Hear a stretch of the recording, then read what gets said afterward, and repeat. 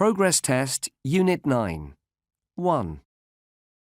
If the internet hadn't changed everything, most people would never have discovered independent travel.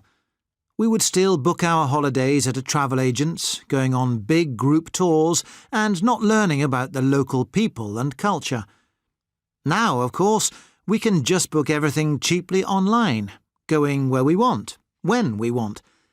It's great to be independent, and new websites make it easier for you to spend more time with the local people and get to know them too. You can pay to stay in someone's house, living with their family. And when you need to go somewhere, you can use your smartphone to ask for a ride. Someone from the local area will come and drive you to your destination in their own private car. 2. How was the school trip? Great. I wouldn't have gone to the Riverside Museum if the school hadn't taken us, but it was really interesting. Who went? My class and Class 10B. Right. People say the Riverside is the best museum in Glasgow. Well, it's certainly very popular.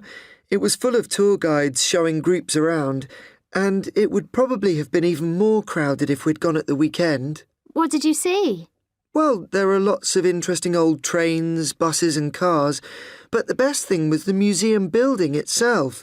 It's an amazing place, designed by a famous architect called Zaha Hadid.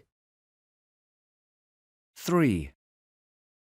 From kayaking on Lake Windermere to art lessons and learning how to climb, the Lakelands Activity Centre has it all.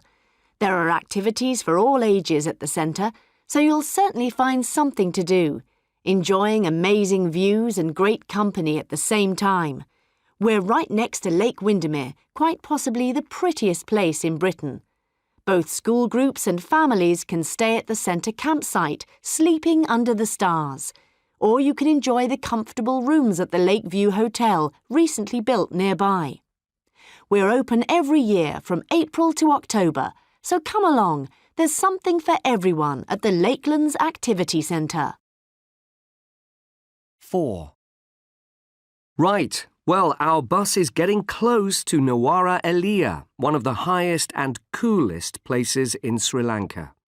This makes it a great place to grow Sri Lankan Ceylon tea.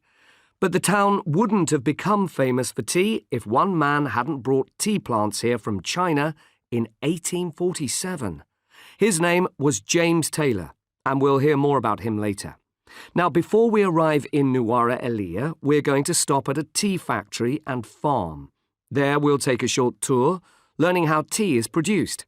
Then we'll have a nice cup of the world's best tea. 5. Can I help you, madam? Yes, the people in the next room are very noisy. I can't sleep. Well, it's only 10:30. Perhaps they'll be quiet later. They weren't quiet last night, though. Can't you change my room? The shower doesn't work either. If you'd asked earlier, we could have changed your room. But all the rooms with views are full now. Would you like a room without an ocean view? No. If I'd wanted a cheaper room, I would have booked one. Right. Well, I'll phone the next room, asking them to be quieter. And someone will fix that shower too.